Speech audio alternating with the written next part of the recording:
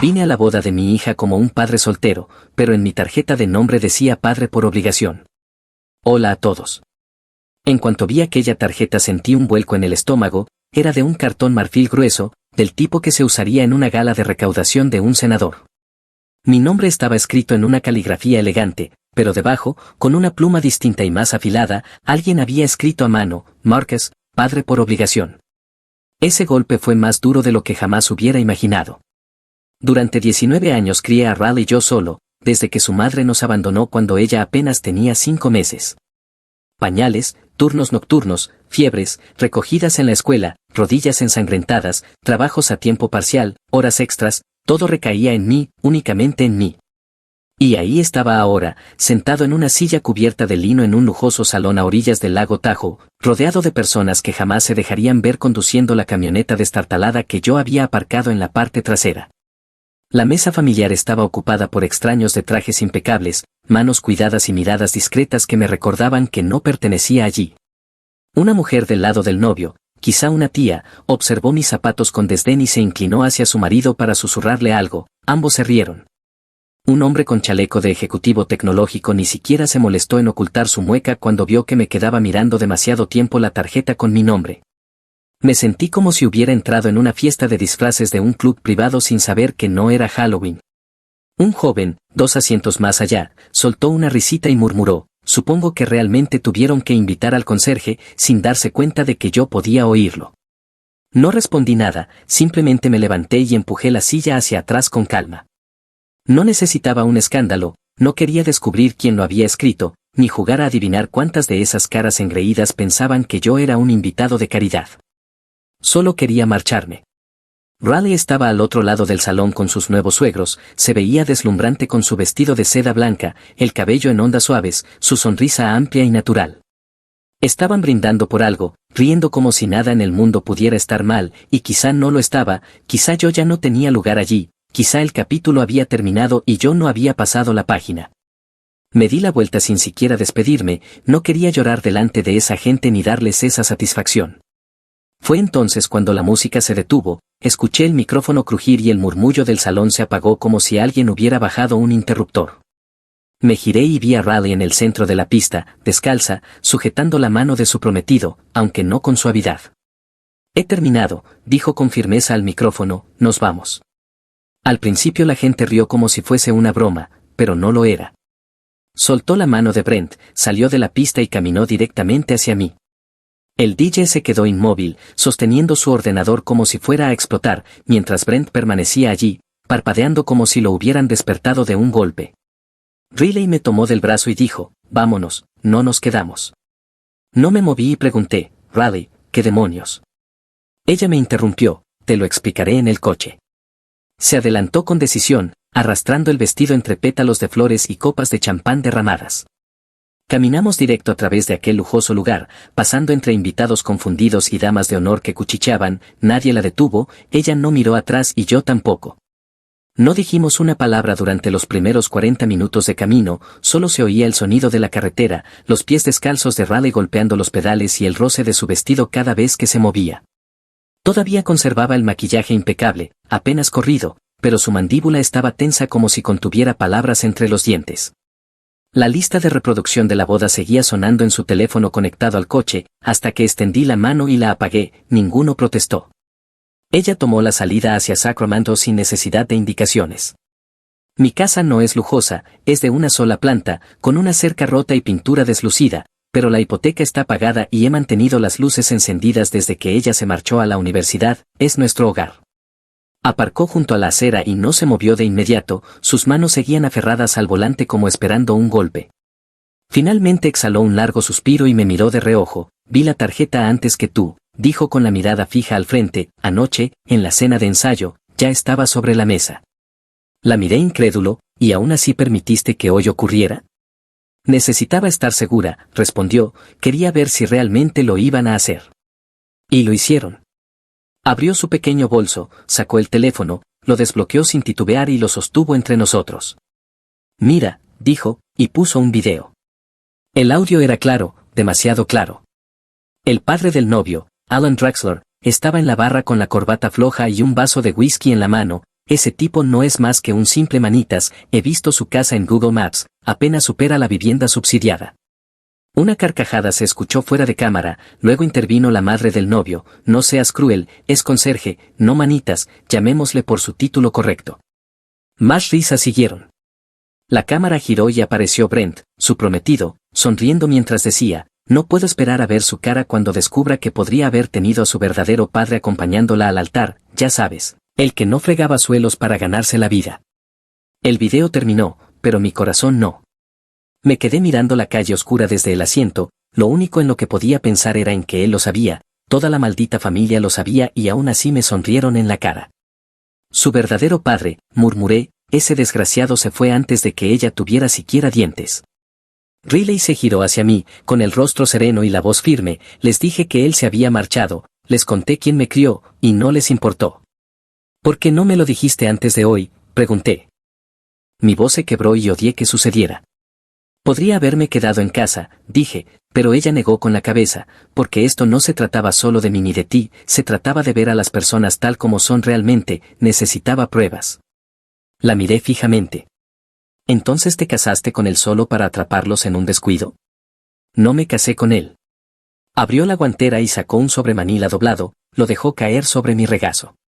Nunca firmé el acuerdo prenupcial, tuve a mi propio equipo legal revisándolo, modificándolo y enviando una contrapropuesta. Ellos lo ignoraron, así que nunca firmé nada, es inválido. Abrí el sobre, dentro había un paquete de documentos, presentaciones legales, cartas notariadas, sellos de tiempo, todo a nombre de ella, todo impecable. ¿Tenías un abogado?, pregunté. He tenido un abogado desde febrero, consejo de familia confidencial. Moví la cabeza incrédulo. ¿Desde cuándo planeabas esto? Ella me miró de verdad, como si mi pregunta fuera absurda. Desde que empecé a construir algo que valía la pena proteger. Fruncí el ceño. ¿Qué quieres decir?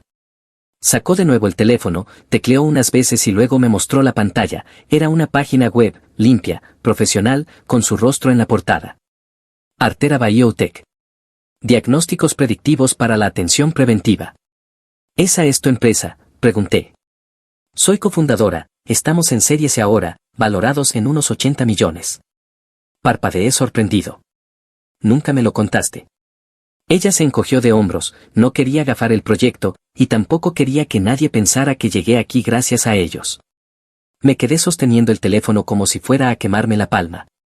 Mi hija, la misma que solía construir robots con piezas de tostadoras, ahora era el tipo de persona con la que los inversores hacían fila para reunirse, y yo no tenía ni idea. Guardó el teléfono y dijo, ellos pensaban que se estaban casando hacia arriba. Me giré hacia ella, ¿y tú les dejaste creer eso? Por supuesto que sí. Abrió la puerta y salió descalza sobre la grava, la seguí. Dentro de la casa, el aire estaba impregnado de cuero viejo y polvo. Dejó los zapatos junto a la entrada, como solía hacerlo, y fue directo a la cocina, sacó 2 cervezas de la nevera como si nunca se hubiera marchado, y de repente me di cuenta de algo, ella nunca se había ido. Riley deslizó una de las cervezas hacia mí y se sentó, empezó a despegar la etiqueta de la suya como si estuviera aburrida, pero sus ojos estaban fijos, agudos, como una tormenta en el horizonte esperando desatarse. Bebió un sorbo, luego metió la mano en su bolsa de viaje y sacó otro sobremanila, más grueso y pesado. Lo dejó frente a mí, cayó sobre la mesa con un golpe sordo. Ábrelo. Alcé una ceja, pero obedecí. Dentro había certificados de acciones, contratos legales, registros de compra, todo sellado y firmado. El primero estaba bajo el nombre Wendrolar Holdings, los demás seguían el mismo patrón. ¿Qué es esto?, pregunté. Ella se inclinó hacia adelante, apoyando los codos en la mesa. Ese es mi fideicomiso.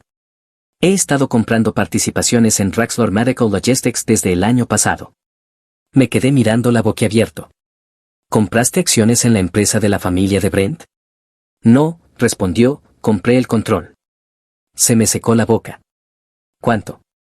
37% hasta la semana pasada.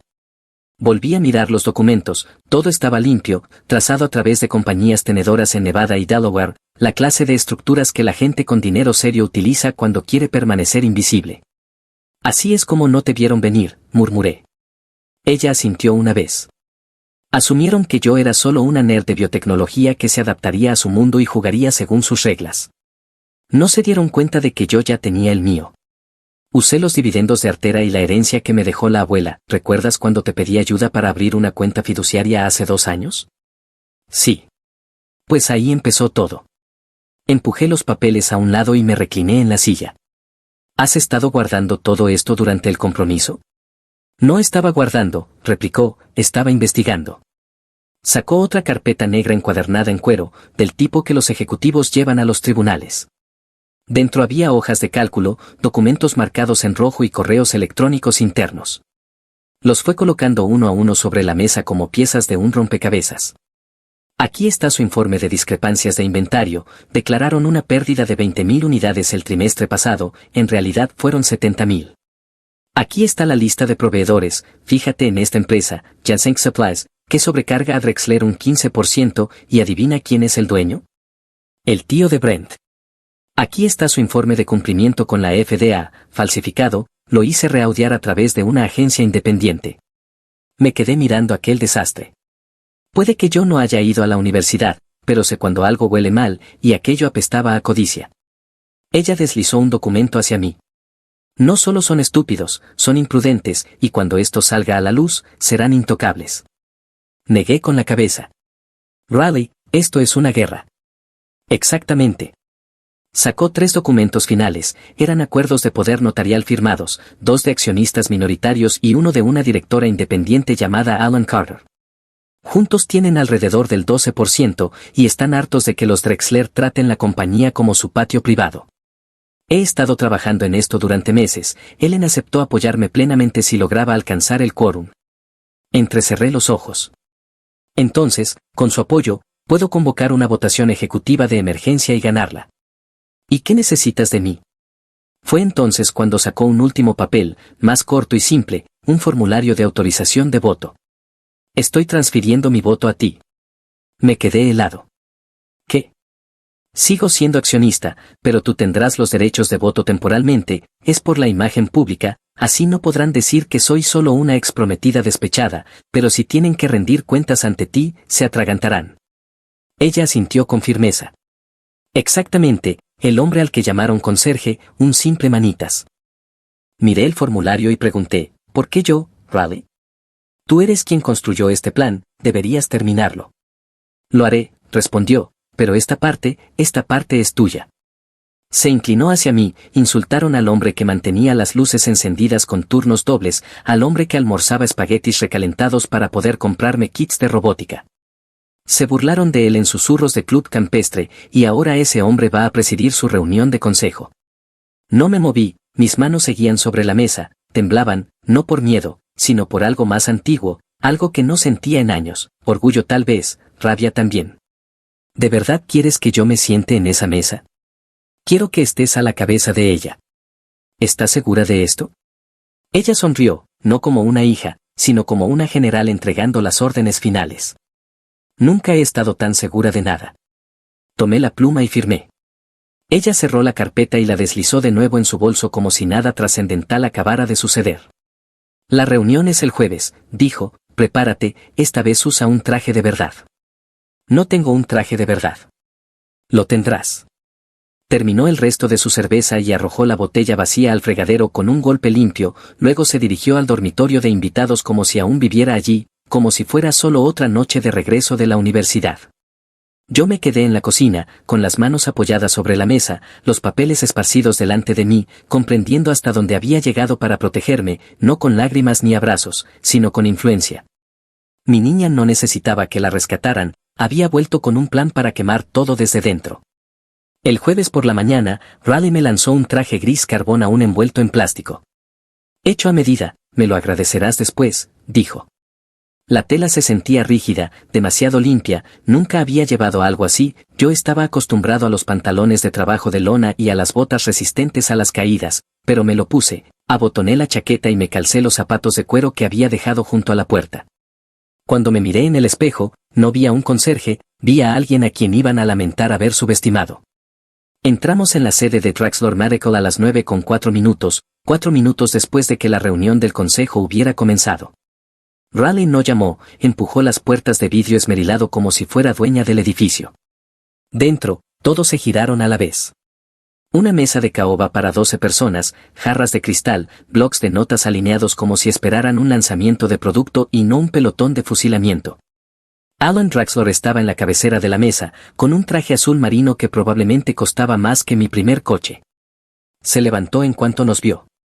No tienen permitido estar aquí, soltó con brusquedad. Riley ni siquiera parpadeó. Lea los estatutos. Esta es una sesión ejecutiva cerrada. Y yo soy un ejecutivo, añadió con calma, al igual que mi apoderado. Señaló hacia mí.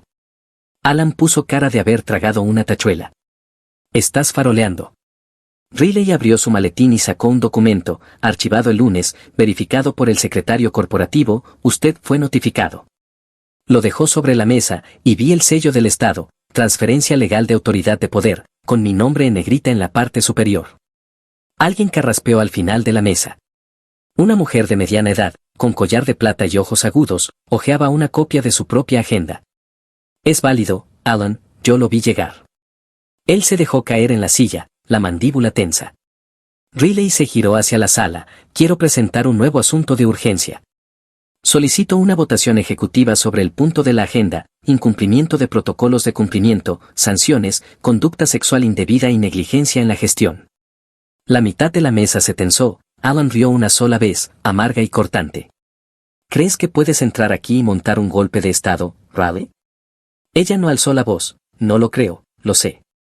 Avanzó y abrió su carpeta, repartiendo copias de los documentos marcados en rojo como una profesora entregando exámenes sorpresa, sin adornos, solo hechos. Fraude de proveedores a través de Janssen Supplies, vinculado a su hermano, con un sobreprecio de casi 1.300.000 en los últimos 4 trimestres. Pérdidas internas mal reportadas en los informes trimestrales. Documentación falsificada para la FDA presentada en octubre pasado para asegurar la expansión de almacenes. Un hombre empezó a pasar páginas rápidamente, otro se frotó las sienes, alguien susurró, Jesucristo. Alan estalló, esto no tiene fundamento. Entonces demuéstrelo, respondió Riley, voten para auditar. Él volvió a ponerse de pie, esta compañía ha estado en nuestra familia 50 años, la construimos desde cero, ¿crees que puedes aparecer y su legado terminó en el momento en que empezaron a canalizar facturas falsas a través de empresas fantasma, lo interrumpió ella, usted no construyó esto, lo vació. El hijo de Alan, Brent, habló por primera vez, no había dicho una sola palabra hasta entonces, su voz era suave, Riley, vamos, esto no tiene por qué ponerse feo. Ella giró la cabeza con la mirada helada, ustedes ya lo hicieron feo. La sala quedó en silencio. Riley respiró hondo y luego asintió hacia mí, mi apoderado, Marcus Carter, está preparado para convocar la votación, junto con los accionistas Alan Carter, Joseph Núñez y Kimberly Rice. La mujer de mirada aguda levantó la mano para confirmar. Joseph y Kimberly la siguieron, eso nos dio el 53%. El rostro de Alan se descompuso, miró a su hermano y a su sobrino, ambos permanecían inmóviles. Moción para destituir a Alan Draxler, Walter Draxler y Brent Draxler de toda autoridad ejecutiva con efecto inmediato, declaró Riley. Me levanté, yo apoyo la moción. Ellen tomó el control, ¿votos a favor? Las manos se levantaron, 5, 6, 7, 8, suficientes. La moción se aprueba. La voz de Alan se quebró, no pueden hacer esto. Riley se inclinó sobre la mesa, tan tranquila como siempre, me entregaste tu confianza, la usé, me entregaste tu arrogancia, la convertí en un arma. Vi cómo Alan se desplomaba en su silla, atónito. Brent no se movió, solo miraba fijamente la mesa como si al no alzar la vista nada de aquello fuera real. Entonces Alan se levantó, último punto del orden del día, nombramiento del presidente interino del consejo. Candidato, Marcus Carter. No me moví, Riley me asintió una vez, levántate. ¿Votos? Preguntó Ellen. Las manos se alzaron, los mismos 8. Moción aprobada, felicitaciones, presidente Carter. La sala me dio vueltas por un instante, pero me mantuve firme. No sonreí, no hablé, solo asentí una vez y volví a sentarme. Alan se levantó y salió furioso, su hermano lo siguió, Brent vaciló. Riley lo miró directo a los ojos, esto nunca fue sobre el amor. Brent parpadeó, ¿qué? Ella se colgó la bolsa al hombro, fue sobre el legado. Y nos marchamos, sin desfile de victoria, sin aplausos, solo el eco de los tacones sobre el suelo y la pesada puerta cerrándose detrás de nosotros. En el vestíbulo, Raleigh finalmente exhaló, sus hombros se relajaron un poco, apenas un segundo. Yo no dije nada. Ella me miró y sonrió, bonito traje, buena demolición. Salimos al sol. Al atravesar el aparcamiento entorné los ojos hacia el cielo y pensé, ¿qué demonios acaba de pasar? Hace apenas 3 semanas tenía grasa bajo las uñas y ahora era presidente del consejo de una empresa multimillonaria hacia la que ni siquiera sabía que caminaba. Raleigh abrió el maletero y arrojó su maletín como si no fuera nada, como si fuera un martes cualquiera. Subimos al coche y no hablamos durante 1 minuto. El motor ronroneaba, el aire acondicionado se encendió. Me recosté mirando por la ventana. ¿Estás bien?, preguntó. Sí, solo intento asimilarlo. Ella rió por lo bajo, he planeado esto durante años, tú entraste hace 3 días y lo manejaste como un profesional. Yo no me sentía un profesional, me sentía como aquel hombre que una vez se cambió de camisa en el baño de una gasolinera entre turnos porque no podía permitirse llegar 5 minutos tarde. ¿Sabes en qué pensaba ahí dentro?, dije. Mientras todos estaban sentados alrededor de esa mesa, yo me veía de nuevo en el garaje, limpiándome las manos grasientas con un trapo que llevaba usando toda la semana. Hacía turnos diurnos en el taller, volvía a casa, calentaba las obras y luego fichaba para el turno nocturno de conserje en el centro comercial. Eso duró años. A veces me quedaba dormido de pie en el armario de suministros. A veces me perdía tu recital de 2º grado porque estaba ocupado limpiando vómito del suelo del área de comidas. Ella extendió la mano y la apoyó sobre la mía, solo un instante, nada blando, solo sólido. Hiciste lo que tenías que hacer, dijo. Asentí. Ni siquiera sabía si te dabas cuenta. Me miró, su voz firme, me di cuenta de todo. Y la creí. Llegamos a la entrada de la casa pasado el mediodía, el sol era implacable. Me quité la chaqueta y la colgué del hombro. Raleigh fue directo a la cocina, sacó 2 vasos y empezó a llenarlos de limonada como si no acabara de ejecutar un golpe de poder en la sala de juntas. Me senté de nuevo en la mesa, la misma silla de hace unas noches, la misma casa, pero un mundo distinto. Ella vino, me entregó el vaso y deslizó otro sobre a la mesa, más delgado, tamaño legal. ¿Y ahora qué?, pregunté. Esto, respondió, es la documentación final para la transferencia del fideicomiso. Transforma a Drexler en un fondo de capital público con cláusulas de acceso a la salud. Conservamos la mayoría bajo el ala sin fines de lucro, pero bloquea el lucro personal. Tú y yo, sacó una pluma, somos los firmantes finales. Abrí la carpeta y leí el título, Carter Health Equity Public Trust. Estaban ambos nombres, el suyo como fundadora, el mío como presidente interino. ¿Estás segura de que quieres hacer esto?, pregunté. Sí, esto no se trataba de venganza, papá, se trataba de darle la vuelta al sistema que intentó devorarnos. La miré, y por un instante, lo único que vi fue a la niña con peto que solía sentarse bajo el mostrador del taller comiendo galletas mientras yo desmontaba frenos. ¿Recuerdas la noche del baile de graduación?, pregunté. Estabas histérica en tu habitación porque se atascó la cremallera de tu vestido y yo estaba afuera reparando el radiador de un desconocido. Ella rió.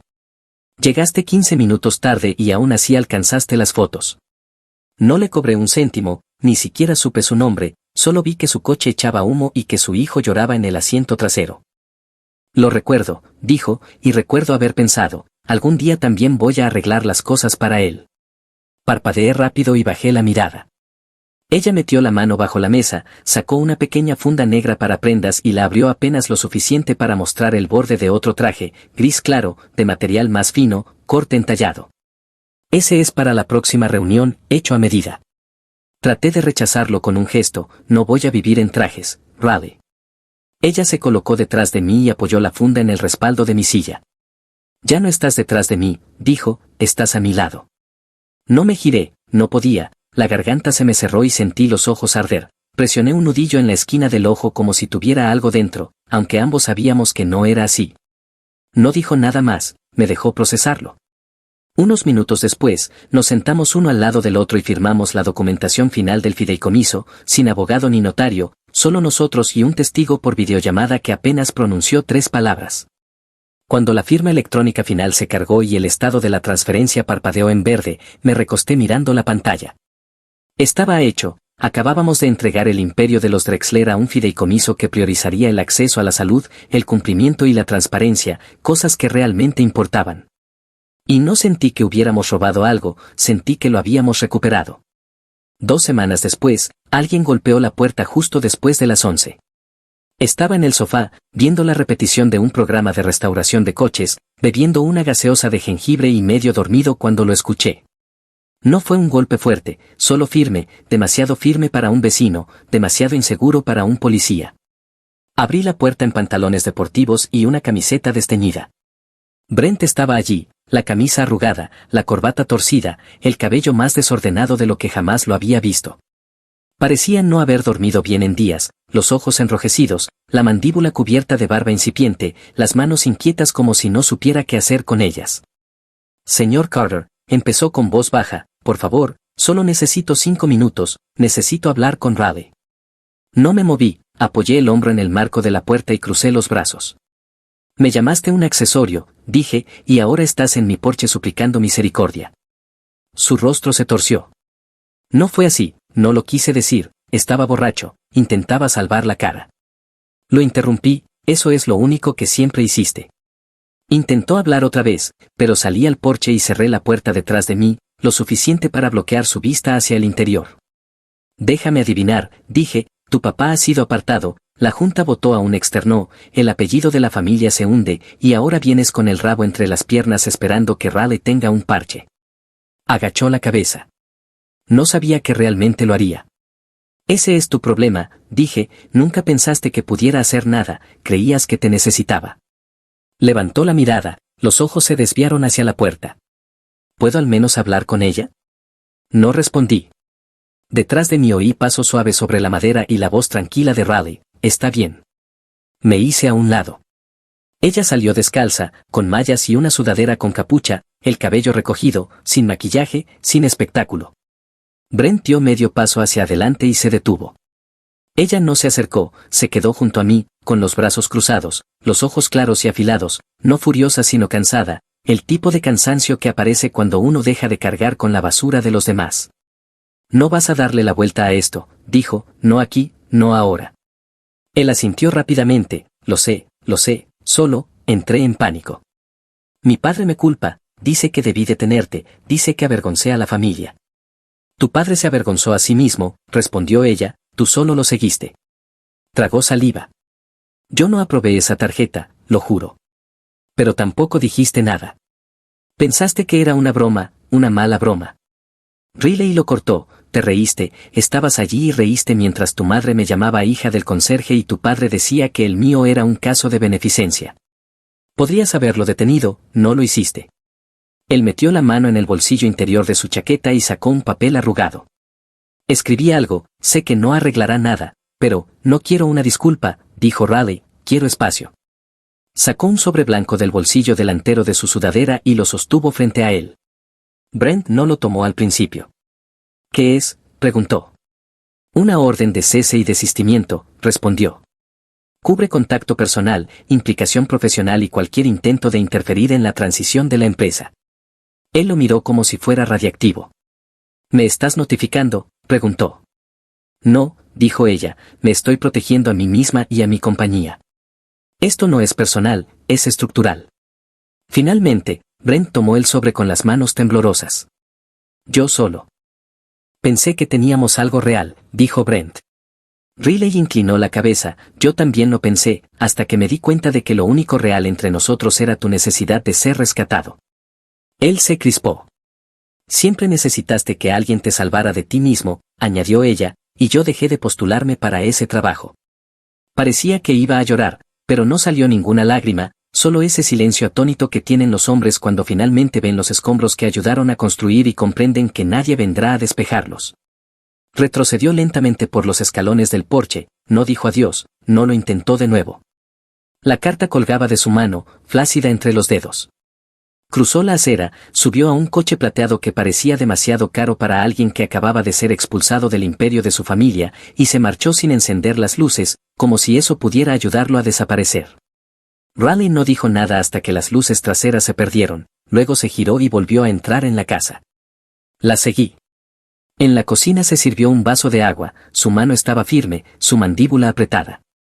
¿Estás bien?, le pregunté. Asintió. Él siempre hablaba como si planeara nuestro futuro, pero en realidad solo era el suyo. Me apoyé contra la encimera. Hiciste lo correcto. Bebió un sorbo largo. Lo sé. ¿Quieres hablar de ello? No. Y eso fue todo. Se fue a dormir. Yo me quedé un rato en la cocina, mirando el sobre que Brent había dejado atrás, no el suyo, el que él había intentado entregarle como si fuera una carta para librarse de la cárcel. Lo había doblado demasiadas veces, como si hubiera cambiado de opinión constantemente sobre dárselo o no. Lo tiré a la basura, donde pertenecía. Una semana después de que Brent se marchara de mi porche, Riley y yo estábamos bajo una carpa alquilada en medio de Oak Ridge Park, a 3 calles del dúplex donde solíamos vivir cuando yo tenía que estirar $30 para comida y gasolina. El lugar estaba lleno, niños del barrio, familias con cochecitos, algunos ancianos de la residencia cercana. Detrás de nosotros colgaba un gran cartel azul que decía, Carter Health Access Fund, atención asequible, equidad real. Abajo había 2 mesas repletas de glucómetros reacondicionados, tensiómetros y tabletas médicas precargadas con software de alfabetización en salud, todo pagado por el nuevo brazo sin fines de lucro de Drexler, nuestro brazo. Tomamos la primera parte de los dividendos del segundo trimestre, apartamos una porción limpia y la volcamos directamente en suministros para clínicas en lugares como este, donde la gente sabía cómo sobrevivir pero rara vez recibía las herramientas para prosperar. Riley habló primero al micrófono. Llevaba una blusa blanca, sin chaqueta, las mangas arremangadas y las gafas de sol sobre la cabeza, como si perteneciera allí, y pertenecía. Hoy no se trata de titulares ni de limosnas, dijo, con la voz expandiéndose por el parque, se trata de cerrar brechas que nunca deberían haber existido.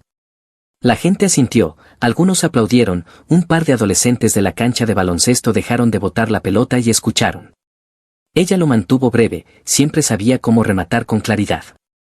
Y antes de que todo esto pudiera suceder, continuó, hubo alguien que trabajó 3 turnos para mantener las luces encendidas, alguien que me enseñó que estar presente importa más que cualquier título. Se giró hacia mí y señaló, este es el hombre que hizo todo esto posible. El estómago se me revolvió, no estaba hecho para esto, pero di un paso al frente. El micrófono se sentía demasiado pequeño en mi mano, mi voz sonaba demasiado alta al principio, luego demasiado baja. Me aclaré la garganta. No sé mucho de negocios, dije, la verdad, todavía no. Para ser sincero, no sé manejar hojas de cálculo y definitivamente no hablo en siglas. Eso arrancó algunas risas. Pero si sabía cómo presentarme cada día, sabía hacer lo que había que hacer, y supongo que eso fue suficiente para construir algo que importa. Lo mantuve corto y bajé del micrófono antes de volverlo incómodo.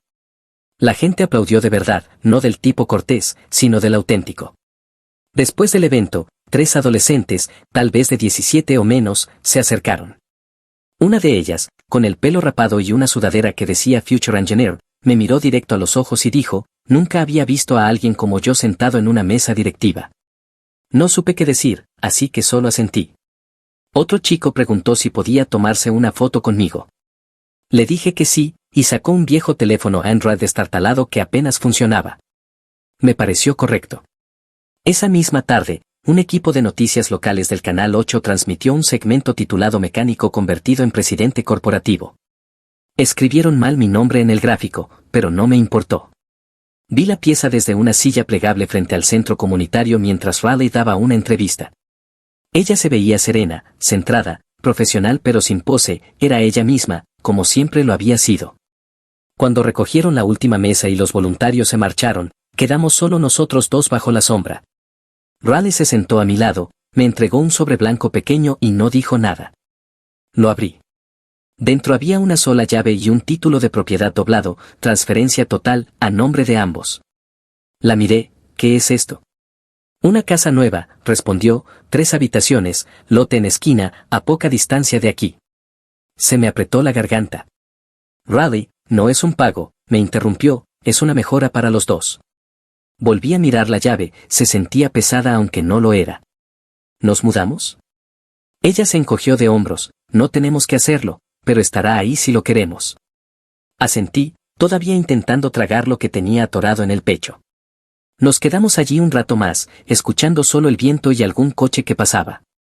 Sin prisas, sin gran momento, solo 2 personas que habían pasado mucho tiempo construyendo algo desde cero, finalmente pudiendo quedarse quietas por una vez. Y se sintió merecido. Un año después, me senté en la primera fila de un auditorio impecable en la Universidad de California, Davis, vistiendo un abrigo oscuro a medida y unos zapatos que, por fin, combinaban entre sí. Las luces del escenario eran intensas, proyectando un resplandor suave sobre las paredes de cristal y sobre las hileras de estudiantes de negocios que tomaban apuntes como si su vida dependiera de ello. Raleigh estaba de pie en el podio con una chaqueta azul marino, el cabello recogido, sin artificios, solo autoridad. No caminaba de un lado a otro, no exageraba, dominaba la sala con calma y claridad, del mismo modo en que manejó aquella sala de juntas, del mismo modo en que entró en el fuego hace un año y no parpadeó. Su conferencia magistral se titulaba Paciencia estratégica, ganar observando. Habló de tiempos, de palanca, de controlar la narrativa, cosas para las que yo nunca tuve palabras, pero que aprendí a sobrevivir por instinto. El público se inclinaba hacia adelante en cada frase, como si ella hubiera inventado el concepto de esperar el momento adecuado para golpear. Durante la ronda de preguntas y respuestas alguien se levantó y preguntó, ¿quién influyó más en tu manera de afrontar los negocios cuando empezabas? Ella no dudó, aprendí negocios de un hombre que nunca fue a la universidad, respondió, pero me enseñó costo, valor y retorno mejor que cualquier libro de texto. Su mano se alzó apenas un instante y sus ojos me encontraron. La sala aplaudió, algunos estudiantes incluso se giraron para mirarme. Yo no sonreí, no saludé, solo asentí con las manos entrelazadas en mi regazo, inmóvil como piedra. Después salí por las puertas laterales mientras Raleigh era rodeada por profesores y directores de programa que le ofrecían café y tarjetas de presentación. Imaginé que me alcanzaría más tarde. El puesto de aparcacoches afuera estaba lleno de estudiantes con sueños de emprendimiento entregando llaves de Toyoutes que no habían lavado en semanas. Pasé frente al chico que trabajaba allí, el mismo que un año antes, en la boda, se había reído de mi camioneta oxidada. Esta vez no me reconoció, no con este abrigo, no con estos zapatos. Echó un vistazo y dijo, bonito coche, señor, como si perteneciera. Le deslicé un billete de $5 y respondí, gracias, sin detenerme. El town car ya estaba al ralentí junto a la acera. Raleigh estaba dentro, terminando una botella de agua y revisando mensajes en su teléfono. Levantó la vista cuando subí. Lo aplastaste, le dije. Lo sé, respondió, pero gracias. Nos alejamos del bordillo y nos incorporamos al tráfico del campus. Ninguno de los dos habló mucho al principio. Luego giré un poco en el asiento, miré por la ventanilla polarizada y dije, no tenías que hacer todo esto. Ella no me miró al responder, tienes razón, dijo, no tenía, quise hacerlo. Atravesamos el borde del campus, nos detuvimos en un semáforo en rojo y nos quedamos en silencio. Entonces lo vi, una valla publicitaria al otro lado de la carretera, justo encima de la gasolinera donde solíamos llenar el depósito con monedas y billetes arrugados. En grandes letras blancas sobre fondo azul marino se leía, la integridad se hereda. Carter Health Equity Fund. Sin diseños llamativos, solo palabras. Me recosté en el asiento y cerré los ojos. No era venganza, era resolución. Eso fue lo que sentí. Historia 2. ¿Qué hace una chica tan joven con el abuelo? Unos estudiantes universitarios borrachos se burlaron de mí y acosaron a mi esposo. Hola a todos. Me llamo Janet Mitchell y, a mis 47 años, he aprendido que las apariencias engañan. La mayoría de la gente ve a una mujer menuda, de rasgos suaves, y supone que soy inofensiva. No se equivocan del todo, porque prefiero la paz al conflicto, pero 15 años en las fuerzas especiales me enseñaron que, a veces, la paz exige fortaleza. Robert, que tiene 49 años, apenas 2 más que yo, levantó la vista con calma de su salmón, la luz cálida del restaurante resaltaba el brillo plateado de su cabello y, en la tensión casi imperceptible de sus hombros, reconocí que estaba evaluando la situación igual que yo. Él también había servido en las fuerzas especiales, aunque 5 años atrás había decidido dedicarse a la consultoría privada de seguridad. Todavía trabaja, se burló el más alto, un muchacho de cabello decolorado con una chaqueta universitaria que gritaba fraternidad. En su placa se leía Brad, seguramente de algún empleo en el campus. ¿En serio? ¿Cuál es el asunto aquí? El segundo, más bajo pero corpulento, con varios piercings y un aliento que apestaba a cerveza barata, rió entre dientes. Tal vez sea su enfermera, la que ayuda al abuelo a cortar la comida. Sus amigos lo llamaban Tyler. El tercero, Jake, tenía unos ojos despiertos que deberían haberle dado más juicio, pero la presión del grupo convierte a la gente lista en insensata. Vamos, preciosa, podrías conseguir algo mejor, ¿por qué no dejas al viejo y vienes a divertirte con nosotros? Sentí como la calma conocida descendía sobre mí, la misma quietud que me envolvía antes de cada misión en Afganistán. El entrenamiento se activó por instinto, evaluar las amenazas, localizar salidas, proteger el objetivo. Esta vez, el objetivo era nuestra cena tranquila y la dignidad de Robert. Que tengan buena noche, caballeros, respondí con suavidad, en un tono de autoridad contenida que hizo que Robert me mirara con las cejas arqueadas. Él conocía perfectamente esa voz. Los demás clientes empezaban a darse cuenta. Una pareja de ancianos cuchicheaba unas mesas más allá, una familia con niños se removía incómoda, y el gerente, un hombre nervioso de unos 30 años, observaba desde la puerta de la cocina sin decidirse a intervenir. Brad se inclinó hacia mí, su colonia se mezclaba de manera desagradable con el alcohol.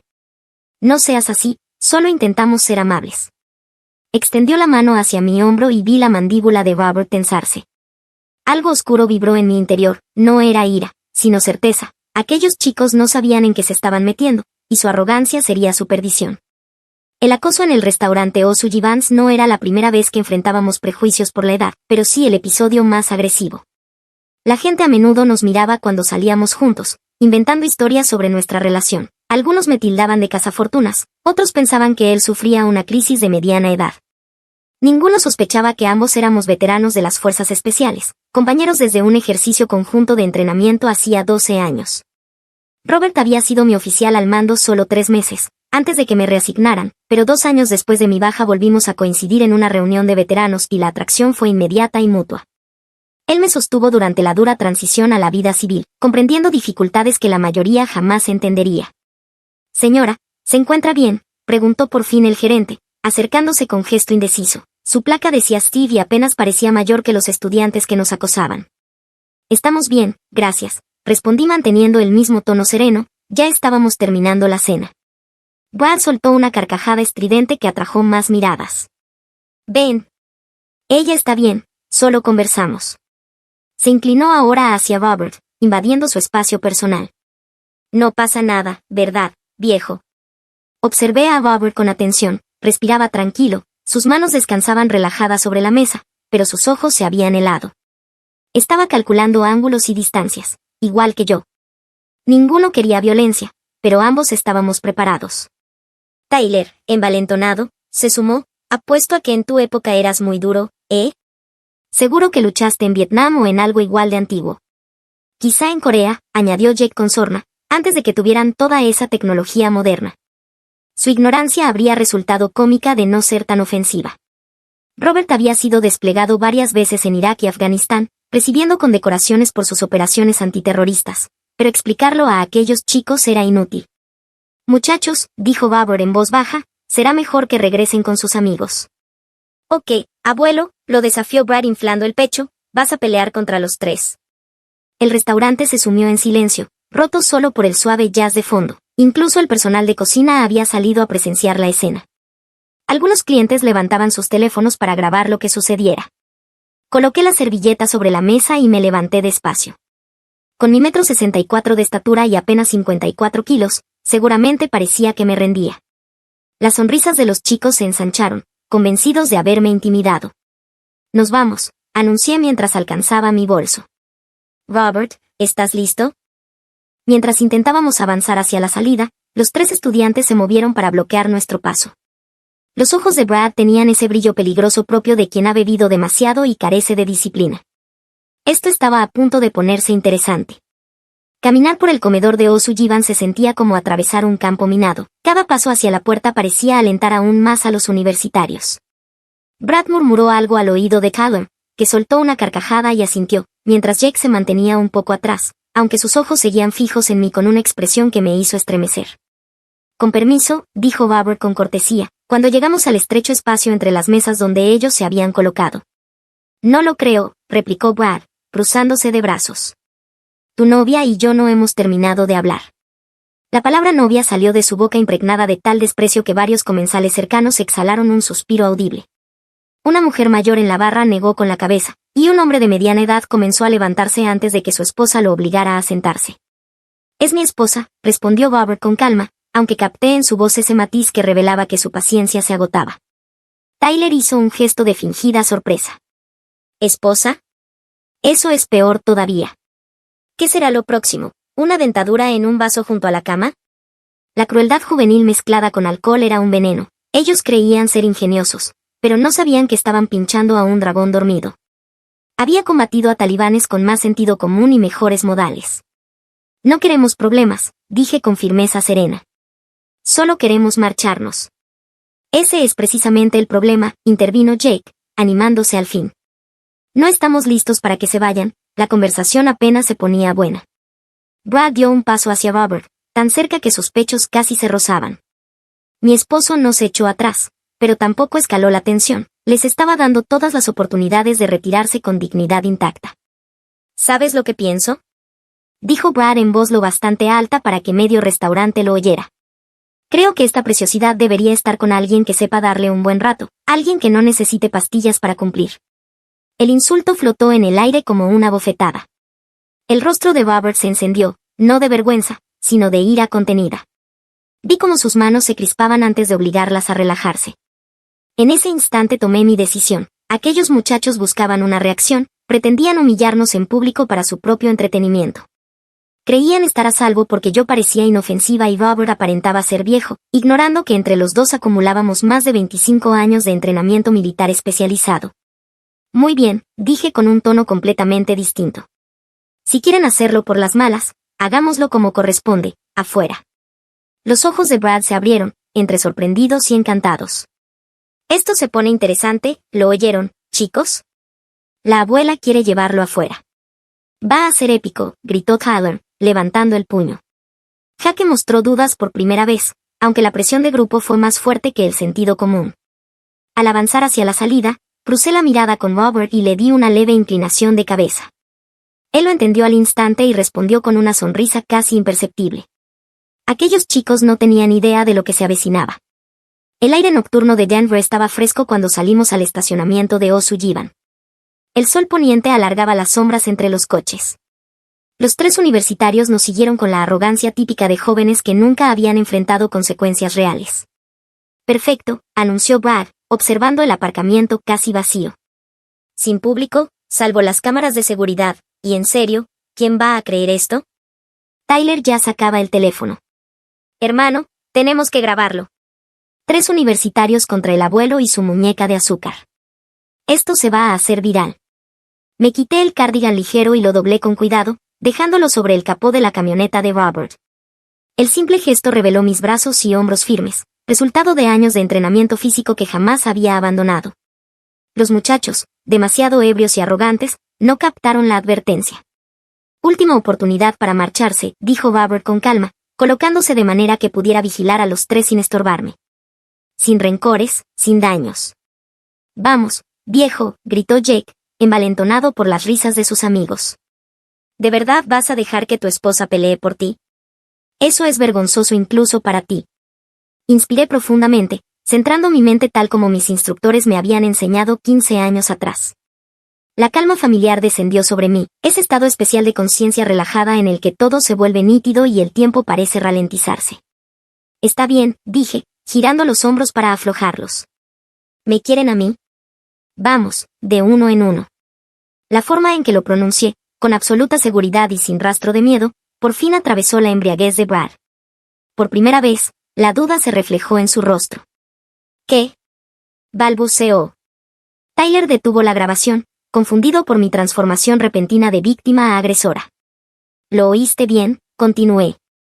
Mi voz adoptó el tono de mando que solía emplear al dar instrucciones en las misiones. Querían demostrar que son tipos duros, aquí tienen su oportunidad, pero lo haremos de forma adecuada, de uno en uno, sin armas ni tácticas de pandilla. Jake retrocedió medio paso. Oigan, quizá nos pasamos un poco, en realidad no queremos hacerle daño a nadie. Demasiado tarde para esa conversación, repliqué, recogiendo mi cabello en una coleta. Ustedes nos siguieron, han estado amenazando a mi esposo y han dejado claras sus intenciones, así que terminemos lo que empezaron. Brad, al darse cuenta de que sus amigos titubeaban, sintió la necesidad de reafirmar su liderazgo. Está bien, da igual. Esto es una estupidez de todos modos. La pondré en el suelo rápido y podremos volver a nuestras vidas. Era más grande que yo, medía alrededor de 1,80 m y pesaba unos 90 kilos de lo que él creía que era músculo intimidante. Pero el tamaño no significa nada si no sabes usarlo, y su postura me reveló todo lo que necesitaba. No tenía ninguna experiencia real de combate. Robert, llamé a mi marido, ¿te importaría apartarte un poco? Esto puede ensuciarse. Él asintió y se movió hacia la entrada del restaurante, aunque pude ver la leve sonrisa que se dibujaba en la comisura de sus labios. Me había visto combatir en nuestros años militares y sabía perfectamente a lo que esos muchachos se estaban enfrentando. ¿Sabes qué?, dijo Tyler, levantando de nuevo el teléfono. Tal vez deberíamos grabarlo, así cuando llegue la policía tendremos pruebas de que ella nos atacó. Buena idea, respondí con amabilidad. Asegúrate de captar mi mejor ángulo. La naturalidad con la que lo dije, como si posara para unas fotos familiares en lugar de prepararme para una pelea, provocó un escalofrío visible en los tres. Jack incluso dio un paso más atrás, sus instintos de supervivencia empezaban a imponerse al alcohol. Pero Brad ya estaba comprometido, arrastrado por el orgullo y la presión de sus amigos a una situación que su cerebro no alcanzaba a comprender. Avanzó con un derechazo tan obvio que ni siquiera habría alcanzado a un espantapájaros. 15 años de entrenamiento en las fuerzas especiales estaban a punto de medirse con 3 universitarios que creían que ver videos en internet equivalía a educación marcial. Esto iba a ser ilustrativo para todos. El golpe de Brad llegó exactamente como lo había anticipado, un gancho de derecha dirigido a mi cabeza con todo su peso detrás. En la fracción de segundo que tardó en lanzarlo, yo ya había decidido su destino, apartarme, redirigir su impulso y dejar que la física hiciera el resto. Me moví hacia la izquierda y ligeramente hacia adelante, sujetando su brazo extendido y usando su propia fuerza para hacerlo girar. Sus ojos se abrieron de par en par cuando se dio cuenta de que, de repente, estaba de espaldas y fuera de equilibrio. ¿Qué?, alcanzó a decir justo cuando le di un empujón suave hacia el gran contenedor detrás del restaurante O'Sullivan. El estruendo al desaparecer de cabeza en el cubo lleno de restos de cocina y comida podrida resonó en todo el aparcamiento. Sus piernas pataleaban frenéticamente mientras trataba de salir de lo que olía a una semana de mariscos en mal estado y verduras descompuestas. Tyler se quedó inmóvil, aún grabando, con la boca abierta en incredulidad. ¿Acabas de...? ¿Cómo? Física, expliqué con tono casual. Fuerza es igual a masa por aceleración. Tu amigo aportó la masa y la aceleración, yo solo le di la dirección. Jack estaba pálido, pero Tyler aún trataba de procesar lo que había visto. Eso fue suerte, una casualidad, lo que sea. Brad solo resbaló. ¿Quieres comprobar esa teoría?, pregunté, girándome hacia él. Tyler era más bajo que Brad, aunque más fornido, con ese tipo de cuerpo que cree que el músculo basta para imponer respeto. Colocó su teléfono en el capó de un coche cercano y contrajo los hombros intentando intimidarme. Hago CrossFit, anunció, como si eso significara algo importante. Qué bien, respondí. Yo hago combate. Se lanzó con más técnica de la que Brad había mostrado, manteniendo la guardia y buscando un derribo en lugar de un puñetazo al aire. Pero la técnica aprendida en un gimnasio no se compara con el entrenamiento adquirido en situaciones de vida o muerte. Cuando Tyler intentó alcanzarme, me aparté y le agarré el cinturón, aprovechando su propio impulso para dirigirlo hacia el suelo. En lugar de dejarlo caer sin más, orienté su trayectoria hacia la fuente decorativa del área exterior del restaurante. El chapoteo fue tremendo. Tyler emergió a la superficie escupiendo agua y agitándose, su imagen de tipo duro se disolvía junto con su fijador para el cabello. La fuente no era profunda, pero sí helada, y el impacto del agua pareció devolverle la sobriedad al instante. Mi teléfono. Aulló de repente, al darse cuenta de que lo había perdido durante su improvisado baño. Mi teléfono va a arruinarse. Desde el interior del contenedor, Brad emitía sonidos que sugerían haber encontrado algo especialmente desagradable entre los desperdicios del restaurante. Sus maldiciones ahogadas se mezclaban con los aspavientos de Tyler, componiendo una banda sonora peculiar. Jack, ahora el único que permanecía de pie y seco, miró a sus amigos y después a mí. Lo que vio en mi expresión le convenció de que la discreción era, sin duda, la mejor parte del valor. Lo siento mucho, dijo Jake, retrocediendo con las manos en alto. Estábamos borrachos y fuimos unos estúpidos, de verdad lo siento, por favor no me haga daño.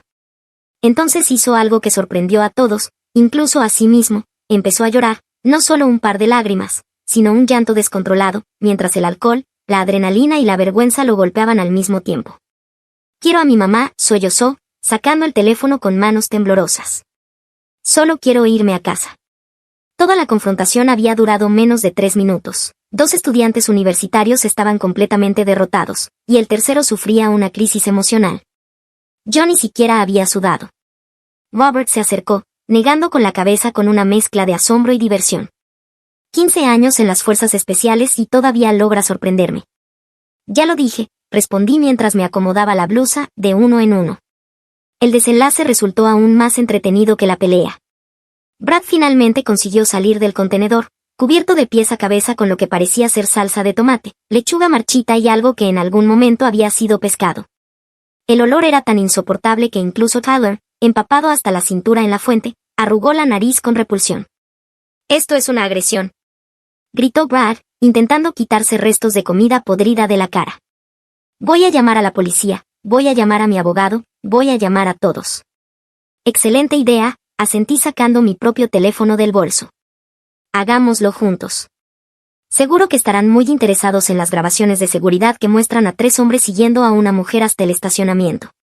El rostro de Brad se puso aún más rojo, mezclando la furia con la salsa de tomate. «Tú nos atacaste». «¿De veras?», pregunté con inocencia, mirando a mi alrededor. «Robert, ¿me viste atacar a alguien?». Mi esposo, que se había acercado para disfrutar mejor del espectáculo, negó solemnemente con la cabeza. Lo único que vi fueron 3 jóvenes perdiendo el equilibrio y cayendo sobre distintos objetos. Muy torpes. Tyler logró salir de la fuente, pero tiritaba sin control, empapado y con su teléfono evidentemente arruinado por el agua. «Esto no ha terminado», farfulló entre dientes castañeteando. «Oh, yo creo que sí», respondí con calma, «a menos que quieran explicar a la policía por qué acosaron a una pareja que cenaba tranquilamente, lo siguieron afuera y terminaron pareciendo víctimas de la gravedad». Jake seguía al teléfono con su madre, llorando y tratando de explicar lo ocurrido. «No, mamá, no sé cómo pasó. Un minuto hablábamos con esta señora y al siguiente Brad estaba en la basura, Tyler en la fuente y creo que necesito terapia». En ese momento se abrió la puerta trasera del restaurante y apareció Steve, el gerente, acompañado de 2 empleados. Observaron la escena, Brad cubierto de desperdicios, Tyler chorreando agua, Jake llorando, y Robert y yo de pie, ilesos y serenos. «¿Está todo bien aquí afuera?», preguntó Steve con cautela. «Todo está bien ahora», contesté amablemente. Estos caballeros ya se marchaban. Brad intentó salvar un poco de dignidad. «Esta loca nos atacó. Mírenme, miren lo que me hizo». Steve miró la cámara de seguridad instalada sobre la puerta trasera y luego me dirigió la palabra. «Señora, ¿usted arrojó a este joven al contenedor?». «En absoluto», respondí con sinceridad. Solo me aparté cuando intentó golpearme, y la inercia hizo el resto. Uno de los empleados, un cocinero con el delantal todavía puesto, apenas lograba contener la risa. «Eso va a ser un material muy interesante para que la policía revise». «¿La policía?». La voz de Brad se quebró. «Por supuesto», asintió Steve. «Siempre entregamos las grabaciones de seguridad cuando los clientes se quejan de haber sido agredidos en nuestra propiedad. Procedimiento estándar». Tyler y Jake intercambiaron miradas inquietas. Incluso entre el alcohol y la vergüenza comprendían que presentar una denuncia significaría exponer su comportamiento ante las autoridades, sus padres y probablemente la universidad. «¿Saben qué?», dijo Jake apresuradamente, colgando la llamada. «Tal vez deberíamos olvidar que todo esto ocurrió». «Habla por ti», bufó Brad, todavía intentando arrancar trozos de lechuga de su cabello. «Yo no pienso dejarlo pasar». «Cállate, Brad», le susurró Tyler. «¿Quieres explicarle al entrenador que nos arrestaron por acoso? ¿Quieres esto en nuestros expedientes?». La realidad de las consecuencias empezaba a penetrar en su juicio nublado por el alcohol. Ya no eran simples desconocidos que podían intimidar sin pagar precio alguno, ahora había cámaras, testigos y policías que harían preguntas incómodas sobre por qué 3 universitarios habían acorralado a una pareja de mediana edad. La pelea había terminado, pero la humillación apenas comenzaba. El cierre perfecto de la velada llegó cuando apareció la madre de Jake en un Honda Civic que había visto mejores días. Era una mujer pequeña, de aspecto cansado, con uniforme médico. Solo necesitó una mirada al rostro empapado en lágrimas de su hijo y al caos general del estacionamiento para comprender que su muchacho había estado metido en problemas. «Jacob Michael Thompson», dijo con esa voz que todas las madres usan cuando sus hijos las han decepcionado de manera monumental. «¿Qué demonios has hecho?». Jake intentó explicar entre sollozos, pero su historia carecía de sentido incluso para él. Solo hablábamos con esta señora y de repente todo se volvió loco. Brad terminó en la basura, Tyler en la fuente, y ella ni siquiera hizo nada, pero de alguna manera todo es culpa nuestra. La mirada de su madre recorrió la escena, Brad todavía sacándose restos de ensalada del pelo, Tyler tiritando con la ropa empapada, y yo de pie, como si acabara de regresar de un paseo agradable. Señora, dijo finalmente. La madre de Jake se volvió hacia mí con evidente vergüenza. Lamento muchísimo lo que mi hijo y sus amigos le hicieron pasar. No lo eduqué para comportarse así. Lo entiendo perfectamente, respondí con suavidad. A veces los muchachos toman malas decisiones cuando beben. Estoy segura de que ha aprendido la lección. Jake asintió frenéticamente. Sí, mamá, la he aprendido, de verdad. El turno de Brad llegó enseguida, apareció una camioneta levantada, conducida por quien claramente era su padre, a juzgar por el ceño idéntico. El hombre echó un vistazo a su hijo cubierto de basura y negó con la cabeza con un gesto de asco. Súbete atrás, gruñó. No vas a ensuciar mis asientos. El último en ser recogido fue Tyler, cuyo hermano mayor conducía una pickup. Apenas podía contener la risa al verlo empapado. Hermano, hueles a agua de fuente y a vergüenza, se burló. Esto va directo a las redes sociales. A medida que los vehículos se alejaban cargando su humillación, Robert y yo permanecimos en el estacionamiento, observando cómo las luces traseras desaparecían en la noche de Denver. La cámara de seguridad sobre nosotros seguía su silenciosa vigilancia, grabándolo todo para la posteridad. Bueno, dijo Robert, rodeando mis hombros con su brazo, fue más emoción de la que esperaba de una simple cena. Intenté resolverlo pacíficamente, contesté, apoyándome en su calor. Ellos eligieron la escalada. Steve se acercó una última vez, aún con el asombro en los ojos. Señora, tengo que preguntarle, ¿dónde aprendió a hacer eso? 15 años en las fuerzas especiales, respondí sin rodeos. Al final, el entrenamiento se queda contigo. Sus ojos se abrieron con respeto renovado. No tenía ni idea. Esos chicos tampoco sabían con quién se estaban metiendo. Ese es el punto, añadió Robert con una sonrisa. Los mejores guerreros son los que no parecen guerreros. Su cena corre por cuenta de la casa, dijo Steve de inmediato, y si alguna vez desean volver, tendrán siempre nuestra mejor mesa. Al dirigirnos hacia la camioneta de Robert, vi mi cardigan aún doblado sobre el capó, tal como lo había dejado. Me lo puse, transformándome de nuevo de operadora táctica en esposa suburbana que había salido a cenar. ¿Sabes?, comentó Robert al encender el motor, estaba listo para intervenir si las cosas se ponían demasiado serias. Lo sé, respondí, tomando su mano. Pero me hizo bien manejarlo yo misma. El camino a casa transcurrió en paz, un silencio cómodo que hablaba de años juntos y de una confianza absoluta. La radio sonaba con suave música country mientras las luces de Denver brillaban como estrellas a nuestro alrededor. Al llegar a nuestro tranquilo hogar suburbano, Robert me estrechó contra sí mientras subíamos los escalones del porche. ¿Te he dicho últimamente lo increíblemente orgulloso que estoy de ser tu esposo?, susurró contra mi oído. Demuéstramelo, murmuré en respuesta. Y lo hizo. Pasamos una noche maravillosa, celebrando no solo nuestro amor, sino también la fuerza serena que nace de saber exactamente quién eres y de lo que eres capaz cuando la situación lo exige. Los tres universitarios, en cambio, tuvieron que enfrentar consecuencias mucho más allá de su derrota vergonzosa en el estacionamiento de O'Sullivan. La policía revisó las grabaciones cuando Brad intentó presentar cargos por agresión, pero el video mostraba claramente que él había lanzado el primer golpe, mientras que yo actué únicamente en defensa propia. Cuando la grabación se filtró inevitablemente en Internet, se volvió viral bajo etiquetas como karma instantáneo y mujer equivocada, convirtiéndolos en el hazmerreír de las redes. Miles de personas observaron cómo eran superados sistemáticamente por una mujer de mediana edad que ni siquiera tuvo que lanzar un solo golpe. La comisión disciplinaria de la universidad no fue indulgente. Consideró inaceptable que acosaran a civiles y pusieran en riesgo la reputación institucional, imponiéndoles libertad condicional académica y entrenamientos obligatorios en sensibilidad. Sus familias estaban mortificadas, sus amigos los ridiculizaban sin descanso, y sus vidas amorosas quedaron en ruinas cuando la historia de su espectacular fracaso se propagó por todo el campus. Al recordar aquella noche, comprendí que las lecciones más valiosas no provienen de buscar la confrontación, sino de estar preparada cuando ésta te encuentra, y de saber que la verdadera fuerza no radica en dominar a los demás, sino en proteger lo que más importa con la medida exacta de firmeza. ¿Qué harías si fueras el autor? Gracias por unirte a Toe Hoy. Recuerda darle me gusta, suscribirte y activar la campana de notificaciones para no perderte nuestro próximo video. Hasta pronto. Toe, te lo agradece.